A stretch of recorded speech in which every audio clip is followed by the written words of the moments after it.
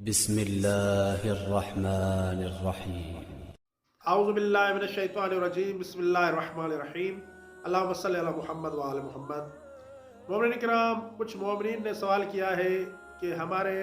مرحومین جو اس دنیا سے چلے جاتے ہیں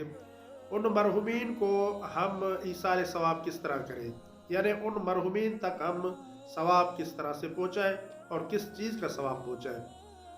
مرحومین تک آپ ثواب پہنچا سکتے ہیں، اور کوئی بھی ذکر، قرآن مجید کی تلاوت یا نماز جو آپ مرحومین کے لیے پڑھیں گے تو ان کا ثواب آپ کے مرحومین تک پہنچ جاتا ہے۔ بلکہ یہ ایک تحفہ ہے، تحفے کی صورت میں مرحومین کی خدمت میں پیش کیا جاتا ہے، جو تحفہ آپ کی طرف سے قرآن مجید کی تلاوت، تسبیحات کے ذکر یا نمازوں کی صورت میں اس مرحوم تک پہنچتا ہے۔ بلکہ ضروری ہے کہ انسان اپنے مرحومین کو یاد رکھے، جتنا ہو سکے ان کے لیے